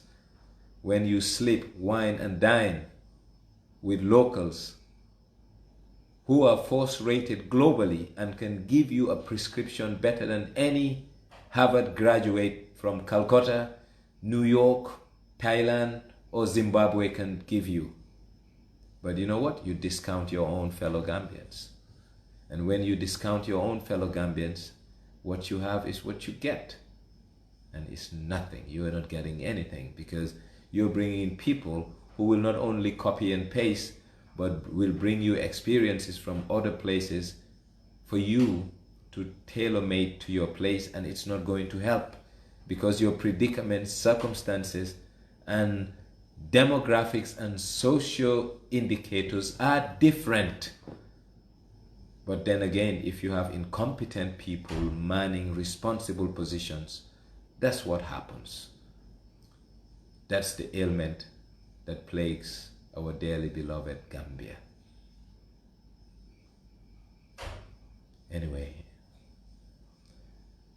I've been up thinking about my country, thinking about the way forward. And politically, our country is at a crossroads. It's at a crossroad for us to cross and head towards path of prosperity, or we regress backwards and continue where Yaya Jammeh left us. And this is happening especially in the political arena, when selfish individuals, I will say it, selfish individuals are putting their interests before the greater good's interest. You see, for the interest of this nation, collectively, the politicians need to sit down before December and settle their issues and stop holding Gambia hostage. You politicians, especially the parties and the executive, you are holding us hostage. You are holding us hostage because your selfish ends is becoming our ailment. How? The uncertainty you are going to bring is going to change the dynamics of our tourist season, and it's going to make it fail, because no tourist will want to come in a volatile environment where you don't know what's going to happen. The diaspora explosion we used to have post-Njie, Gambians coming from the world over, we're going to lose it thanks to the political uncertainty that's brewing. So why are you politicians so selfish that you cannot see what's good for us, we, the people of this country, that make you who you are? Please, I think what we as Gambians need to do is to give an ultimatum to all political parties, whether it's the one-man party or the one-woman party or one-woman movement of the Aissatou Tourés and my parties and everybody else, to go sit on a freaking table and address their selfish issues so that we can move as a nation. We want to move. We are tired to be the fodder of your cannons and to be in your line of fire. We are not prostitutes, and please don't destitute us. We have suffered enough under Njie for you people to once again make us suffer. I think the movement we need to start as Gambians, we need to start a movement. There was a Gambia has decided. We need a new movement to give this political class a deadline of December 16 to sit on a round table and agree on something so that we can collectively move in harmony as a nation. We are sick and tired of this bickering that's making the Gambian a political prostitute, a political liability. And guess what? We deserve better. We should be no one's collateral damage. These people are turning us into collateral damage, and that's why I say you, me, on the Facebook, we are so stupid, because we're sitting on Facebook fighting and bickering when nothing good is happening for us. Let's start a movement on Facebook to give a deadline for something to happen in this country. This is so wrong. We are collateral damages for the political class. So let's call them to get back, because when they wanted to boot Njie, they sat at a round table and discuss. Let them come back and sit and fix their issues, because we don't have issues, we the people. It's them. So let's force them to fix their issues, including the president. When they wanted our votes, there was a way they behaved. Now they have what they want. Let them do the freaking right thing to us, we the people. We're sick, we're tired, and we should tell them. This is not about philosophy. This is about morality. And they should be dignified enough to sit back on that round table and do right to us. And please, let's put the pressure on the mother of the coalition, so she called herself, my auntie, Fatoumata Tambajang, to go and get all of them and bring them back on the table. Let them talk. It was easy when they wanted, and it shouldn't be made easy when they got what they want. Let's put the pressure on them to fix it. The likes of Aissatou Touré, when they wanted, I was out there. I was one of the first few who attended her convention. And now they have received and gotten what they want. We have seen different people in them. Let's say it. Enough is enough. Let us make sure, I don't care whether you're UDP, AP, not anyone that was a member of the coalition, get the actors, the principals to go back on a table and decide for us, because they're costing this country hundreds of millions of dollars because of the political uncertainty that's brewing over our necks and looming on us, we the vulnerable people of this country. Exactly, Uncle Sidi. We need a national dialogue, and the president and his counterparts, the people who made him president before the election, should come out and sit on a table and iron out their differences so this economy can breathe. The economy has suffocated because of their selfish interests. And the economy is further losing because investors are jittery, and would-be investors are buying time, waiting to see what's going to happen post-December. That's not the Gambia I want to live in. I want to live, and you want to live equally, in a Gambia that has visibility, in a Gambia that has political stability. Peace is just not the absence of war. Peace is the prevalence of social cohesion. And social cohesion is what's lacking in this country of ours today. Let us apportion blame where we need to apportion it. The political class, whether it's a Halifa Sallah, a Lawyer Dabo, an Adama Barrow, an Aissatou Touré, a Maifati, an OJ Jallow, you name it. Let them come to the table. When they wanted, they came together. Let them not give us something that is in the brink of tatters. Let them sit down, stitch it, iron it out, and give Gambia the respect and dignity we deserve. They are showing us disrespect by sailing with us to the middle of the sea and jumping the ship. Adama Barrow jumped the ship. Halifa Sallah jumped the ship. Dabo jumped the ship. Let them lock themselves in a room, sit, think, talk, and do right to people and do right to the citizens. We deserve better, because right now Gambia has been held hostage by the political bickering that has been going on by the political class. President Barrow, you owe us something. It's called a national dialogue. Go to the freaking stadium, open it, call everybody, let us iron out our differences and put pride aside. We are bigger than everyone's ego that is creating this mess for the Gambia. We the people, our interest is greater than their individual egos. And this has to stop. And the president must show leadership and stop being quiet. Come out. Go to the independent stadium. Fill it up to capacity with bona fide Gambians, and we will tell you how we think and feel. And you, collectively, the political class, you iron out your differences. If we have to extend the transition, we will extend it with a caveat, what we want you guys to do. And you make sure you damn do it within a period of 5 years, and we move on. We don't want a country that will be disrupted as it relates to its development trajectory. And as it is right now, you have messed up the tourist season that is yet to start, because the political uncertainty that's looming and brewing has become a cost to this economy.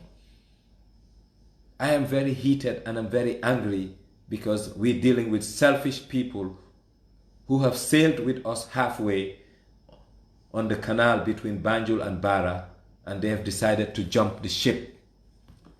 That should stop. So let's force our political class to have a national dialogue at the stadium on or before the 1st of December. We need to organize this. All of them need to come at the independent stadium. We, the people, address them and tell them what we want. The political jockeying must stop. It's very selfish when people only see themselves and forget about the 1.8 million Gambians who was giving them what they're enjoying today. I'm tired. I want to see a better Gambia. I'm tired. I want to see a better Gambia, but our president needs to show us leadership and be the bigger person and call for that national dialogue if he means well for the 1.8 million people who wake up in this freaking country every day. What on earth Is it when you have a country that is not at peace with itself? We are not fighting, but we are not at peace with ourselves. Because we are all jockeying for something. My uncle Hijinke, I miss you. How are you doing? Tay dañ wara waxtaan ñu waxante dëgga. Dëkk bi li fee xew du yoon. Ñun dañ sonna dañ jël politiciens yi ñu ne leen kaay leen jàppale ñu Yaya Jammeh ñoo toroxal ñoom ñëpp ñu dugga ci néeg tëju ñu d'accord fu mu nekk ñu àndaa ñun ci géej gi ba ci digga bi ñu ne ñu dañ ñoo bàyyee gaal gi dem comme ñi dee dem backway ñi leen dee smuggle suñ leen yóbbu ba diggi géej na leen GPS a ngi find leen seen way. Oh, we're not going to accept that. Dafa doy.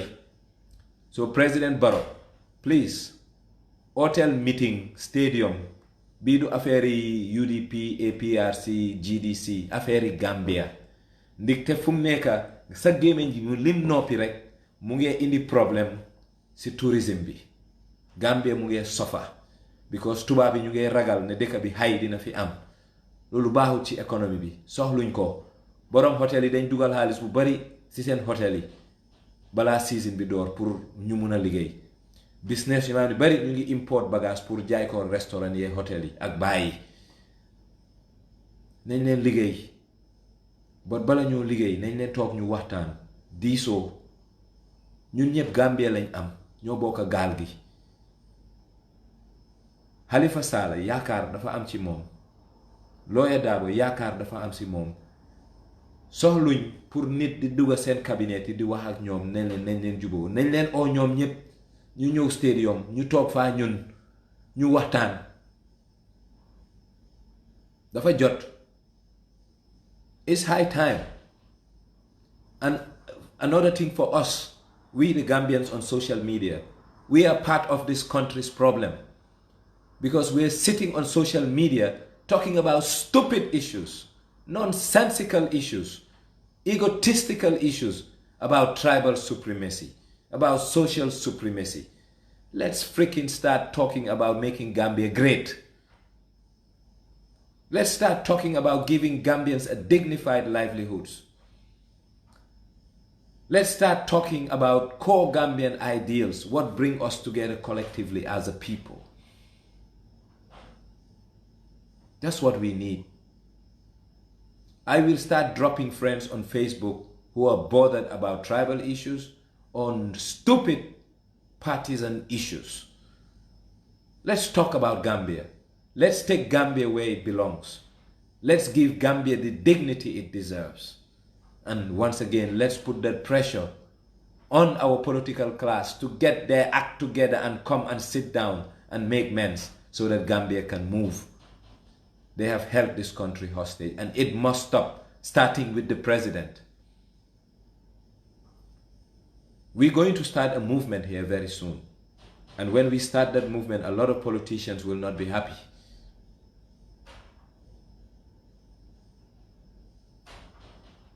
Because the status quo may change, and it will change by force. The total collective power of the people is greater than any one political party or any politician for that matter. There was a Gambia has decided. If Gambia has decided, has done it, we can do it again. But we want the president to show leadership and call for a national dialogue. We need to talk, and we don't need these imams to talk for us because they're not genuine, nor are they bona fide. We need the citizens. The imams are citizens. If they want to contribute, let them go as citizens. We need our politicians and our government to talk to us as citizens. We don't need them to talk to us by way of emissaries and envoys. When they wanted our votes, they came out and spoke to us. Let them come out and talk to us once again. We're very dissatisfied. We're angry. And please let them not underestimate our will and our resolve. Pusante nak ci mbaraj la am, and we're getting closer to the wall.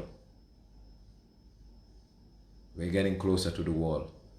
And if people think that this is a joke, this is not about 3 years, Jotna. I don't give a damn about 3 years, Jotna. Honestly, I don't. I care less. But I expect my president, I voted for Adama Barrow. And many like me voted for him. But when we gave him our vote, it was not for him. We voted Yaya Jammeh out. And that's what he needs to understand. We didn't know him, but I vested my hope of a new Gambia in him. Yeah, Imam Baba Lee, I guess that's the Imam there. We need to tell them. I vested my hope on a new Gambia, on this president.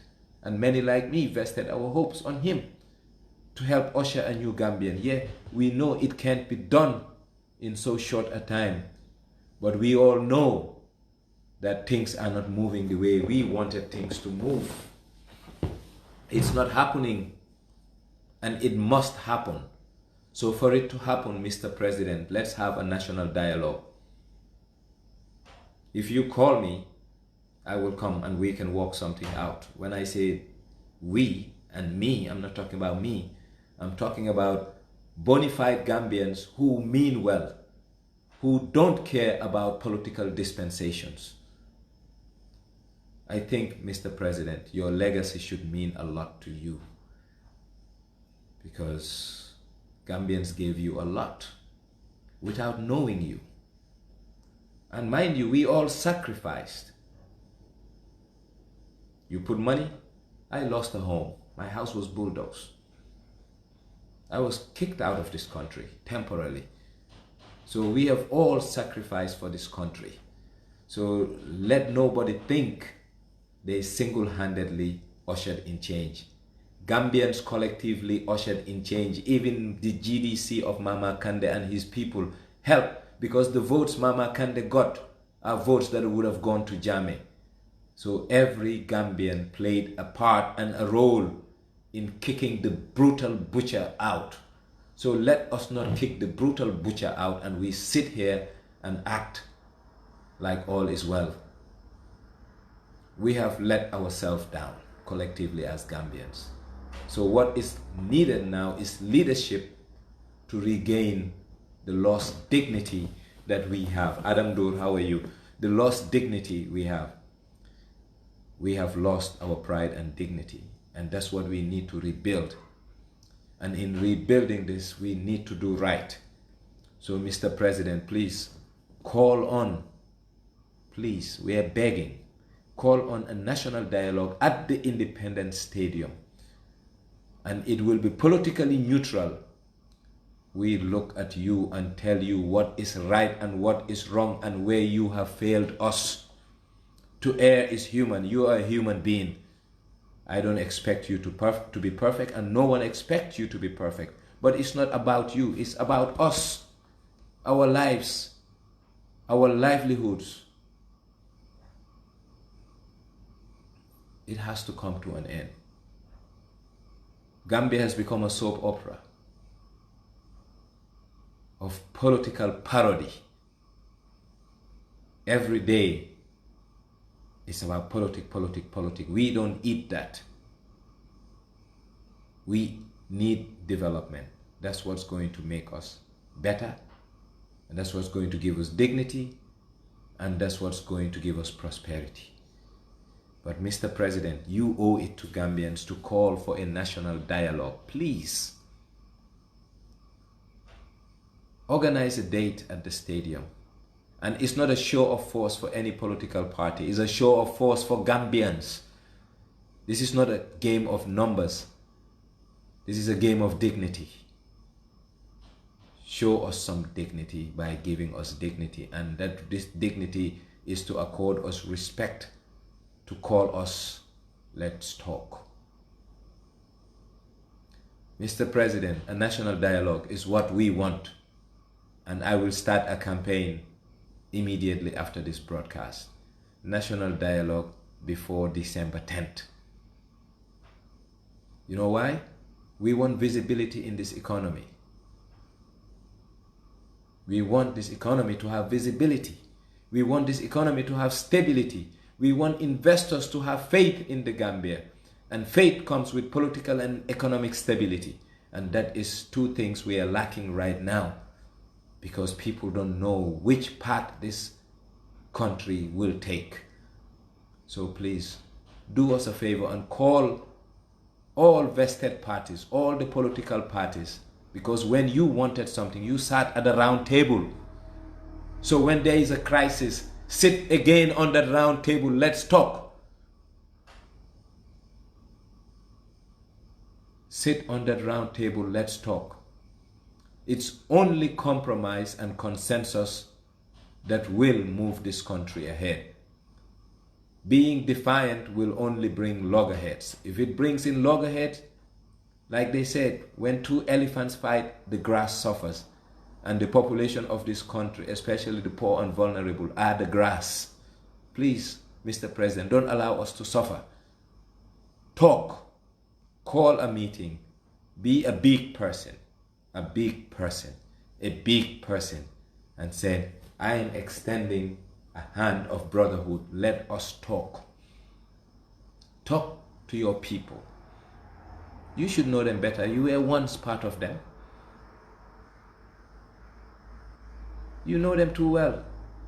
Sit down and talk to them.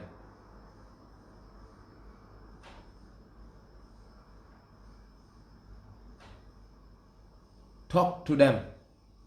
Talk to us, we the people. Call us for a dialogue. We don't want a political dialogue. We want a national dialogue. National dialogue. That's what we want, Mr. President. I don't care about your politics. If you want to continue, play your politics. Run. Have a party. It's your right. But let Gambia not be held hostage by anybody. You included, Mr. President. That's why I want you to call a national dialogue for the interest of the nation. The nation is on handcuffs right now. Take that shackles off our hands by calling a dialogue so that the people can come, sit, talk collectively. DOI, APRC, GDC, Borough Youth Movement, even though you don't have a party today, it's a youth movement. The civil society, everybody. Please, you owe it to us. Show us leadership by saying, you may not agree with me, but I'm going to call you. Openly we talk. And if we cannot make peace, we will know who doesn't want peace then. If we openly sit at the stadium with you and all political actors and we cannot make peace, then Gambia will know who the problems are. This country don't give a hoot. We want a stable country. And Mr. President, you owe it to us. Mr. President, you owe it to us. Mr. President, you owe it to us. Do right by country. Like I said, Gambians didn't know you, but dañ jël suñ yaakaar yépp ñu dénkala ko. Gaal gi nag duñ dem diggi géej suñ amee problème. Nañ leen waxtaan. But call a meeting at the stadium and please tell your advisors that it's your show. Let them not try to shield you. They're not protecting you when they shield you. They're making you detach from the very people you should be helping and working for. You don't want to be a president that's aloof.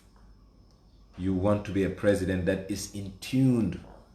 And for you to be in tune, you need proximity with real people, not opportunists.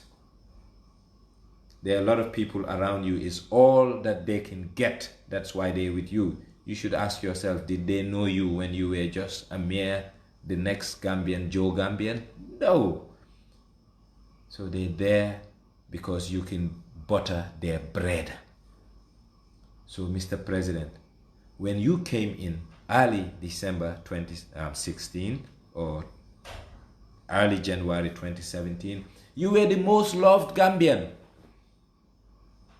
Rewind and find that Adama Barrow again, because people have drifted you and you need to come back to the center of our wants and needs, we the people. And the most critical of our wants and need as of today is a national dialogue for the people. Surahata, it's not late for a dialogue. Gambians are not looking for a confrontation. It's through dialogue we can solve our problems. To err is human. Allow the president to have a national dialogue with the people and let the people tell him their grievances, why they're angry with him. And equally, let him speak his mind. And at the end of the day, we come to conclusion collectively and move this freaking country of ours. Gambia has been held hostage 3 years, 5 years. It's freaking nonsense. This bullshit must stop. I'm sorry. We must stop this nonsense and build our country. And we cannot build our country without dialogue. It's only through dialogue we will have consensus. And it's through consensus we will have compromise. So tell me that we should not have a dialogue. That is for the foolhardy. We have lives at stake because we're talking about an economy that depends on investors and tourists. And today, this uncertainty is putting us in a mess. Guys, what's wrong, man? Let's start a movement and call for a national dialogue. And people who refuse to participate, we call them the problem of this country. And let us address them, including the president. We the people, let us address them. Danyana or Tesante in the middle of the Independence Stadium. When I say Tesante, not in a disrespectful manner, but we who entrusted power to them collectively will tell them that we are disappointed and they have moved off tangent based on what we wanted as a people. It's late in the night in Gambia. But I wanted to talk because I wanted to write an essay today. I said, no, if I write, not everyone will understand what I really want to say. Sadio, what's up? But let me just speak to my people. And as of tomorrow, I'm going to call my crew. I have the Rafi Diabs, the Salih Tals, the Keks, the Aliubas, not the Aliuba who wants to assassinate me, that good for nothing fake profile, but immortal Aliuba. And you know, anyone who wants a piece of me, come. I'm a cowboy. I have my 9mm ready. I think I'm even going to get a license. It's time to get a license because we're going somewhere and no one's going to stop it. But I have people who are ready to start a movement calling for a national dialogue, an emergency. The country is at an emergency. The country is at an ER. We are at an ER room. So we need to talk. We need oxygen. We need visibility. So Salih Tal, I'm going to call on you. Rafi Diab, I'm going to call on you. Keks, I'm going to call on you. And all well-meaning people who are going to put politics aside and put Gambia first. I don't care which political party you belong, but when you come here, don't wear your political cap. Wear your Gambian cap and call for a national dialogue. And national dialogue it is and it will be. And if the president refuses our call for national dialogue, then we will know who the problem is. The president needs to salvage the situation at the 11th hour. Gambia needs an operation to salvage it.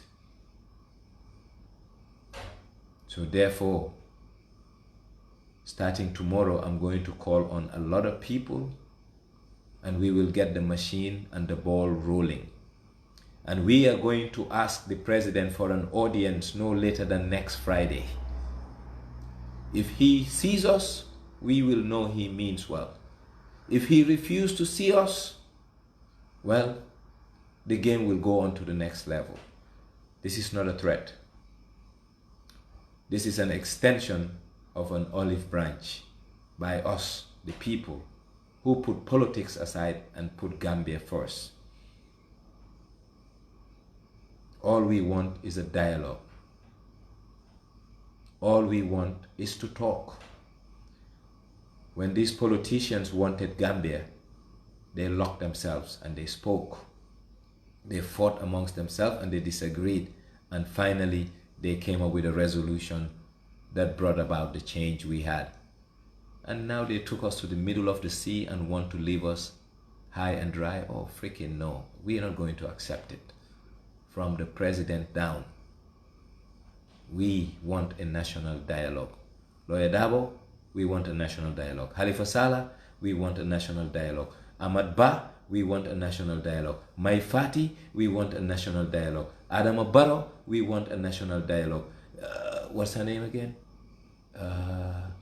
Ture Aisatu, we want a national dialogue. Even though some of you don't have enough people to bring along, come and bring yourself if you're the only one in your party. But we want a national dialogue. We want to talk.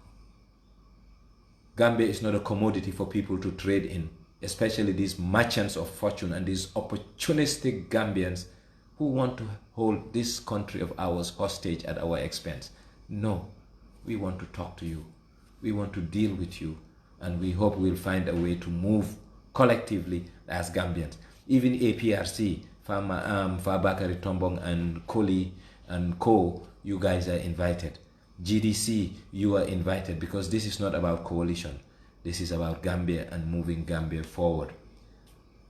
If we have to extend this coalition, or this transition, sorry, to even 6 years, we will suspend the election coming and make sure the right laws are in place, the constitution is in place, the reparations of the past and the wrongs of the past are fixed.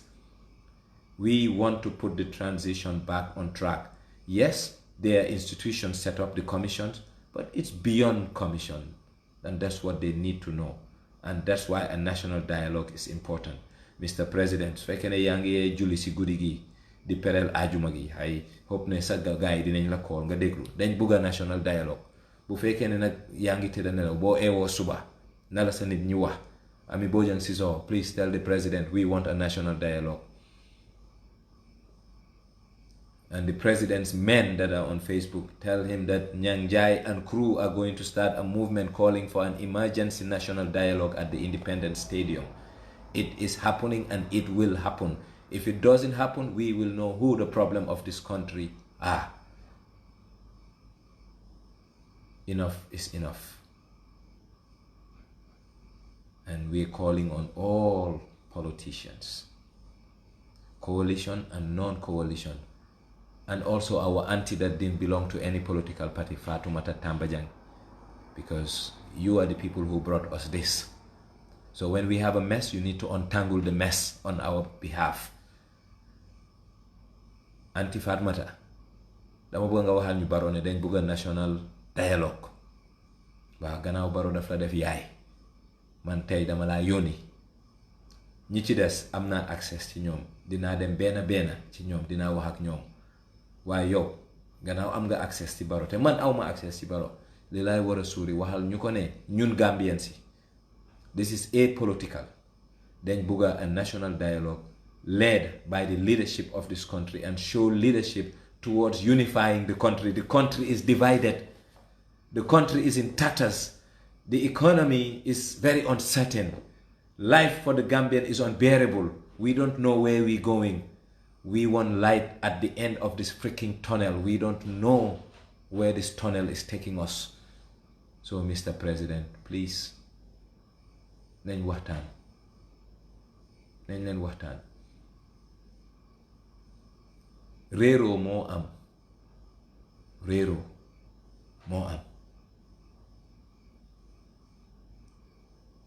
let's put our egos aside and fix this country. If not, the country will fix all of you. If you don't fix it, we will fix you.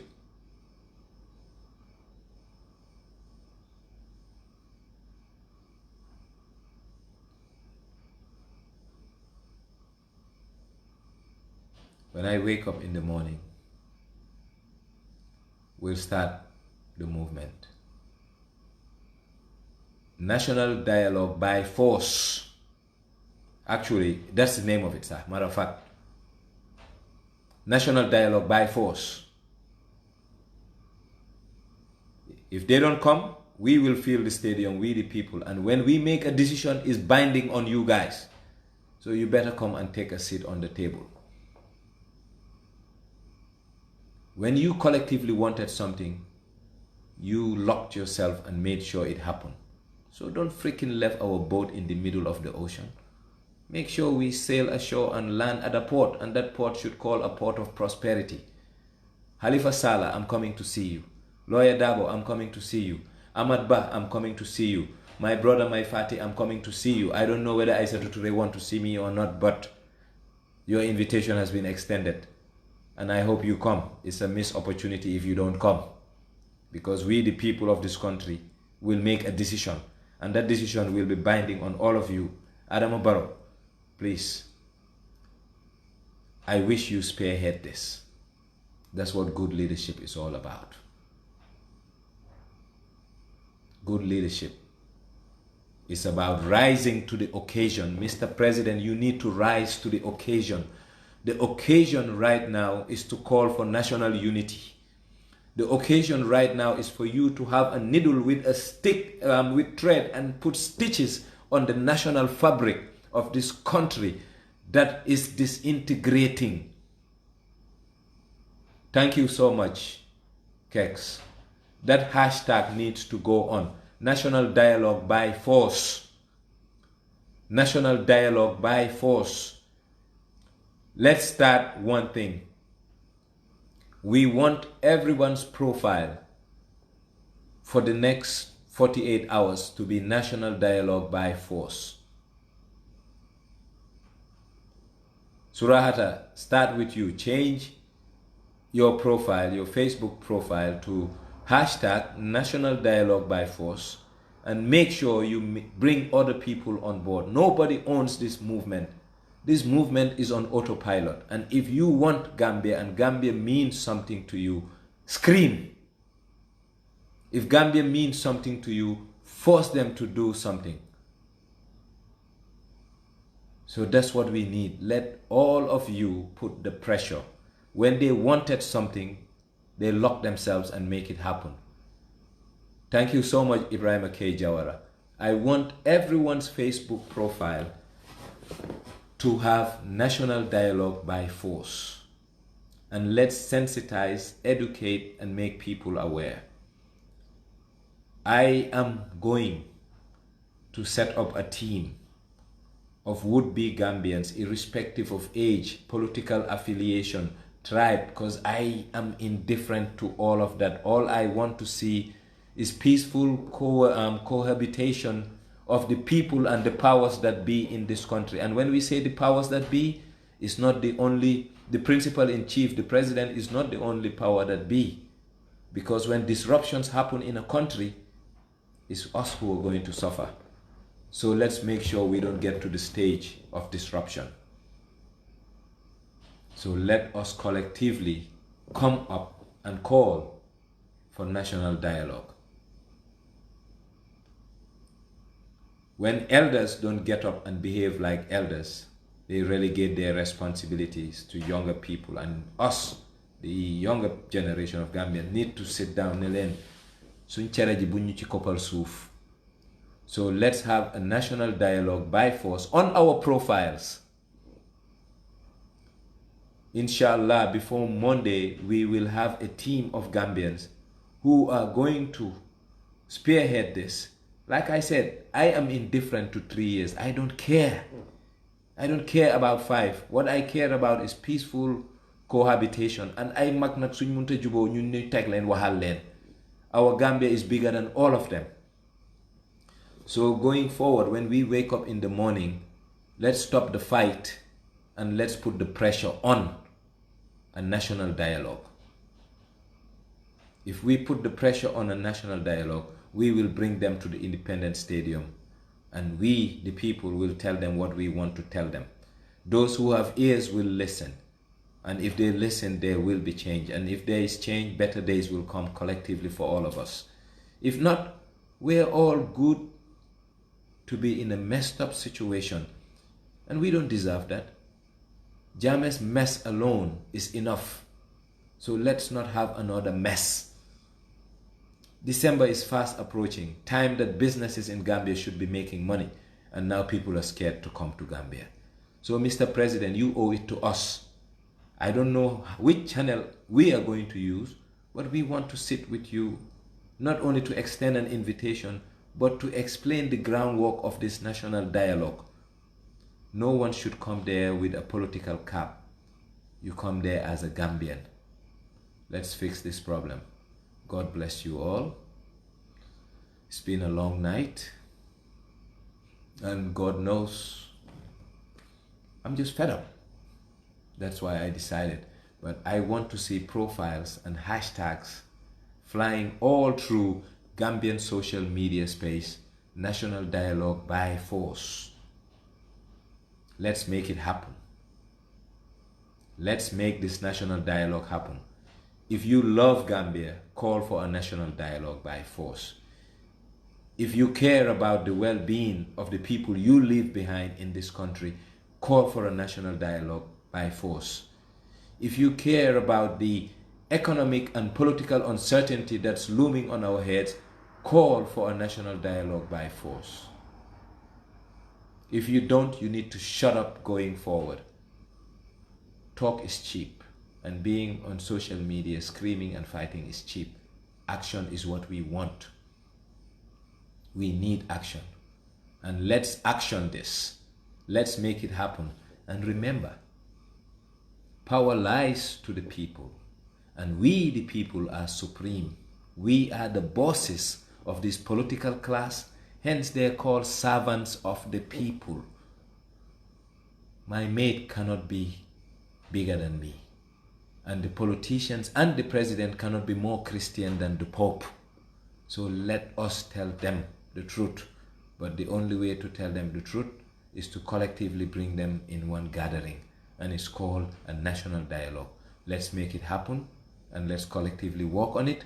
And Kex, as soon as I put this down, I'll talk to you. We'll start putting structures locally and internationally. Gambia is our Gambia, and we're not going to allow this ship to sink. So therefore, let's work on it. Once again, God bless you all. God bless you all. It's ours, and it's our time to make this country great. And we don't have to be presidents, ministers, and PSs to make this country great. To hell with all those positions. Let's put them where we need to put them so that this country can be great. We owe it to us. We owe it to us. And we're going to make it be. Power to us, we the people. For the Gambia, our homeland. This homeland has suffered enough for us to be divided into little groups of tribes. Our pledge said, for the Gambia, our homeland, we strive, we walk, we pray. Let's bring our diverse people together towards man's brotherhood, what's good for us. And let's fix this country. If we don't fix it, the country will fix us. And when this country fixes us, we will be like another Sudan, another Somalia. We're not too far from a failed state, by the way. All is not lost. Fulla ak fayda lañ wara am bu mut sek ñu oo président ak ñim bokkal mbir mi ak géew gi ak éthique politique bi ñu teg leen wax leen liñ leen war a wax ñu liggéey suñ dëkka.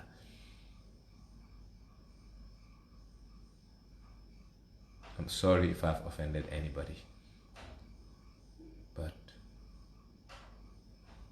I just couldn't sleep tonight, and I know something ought to be done, because we cannot idly sit down and act like Gambia is normal. Gambia is in a crisis, and we want leadership to rise to the occasion. And if they're not going to do it, we will force them to do it. Hence, national dialogue by force. Thank you and good night. God bless you all.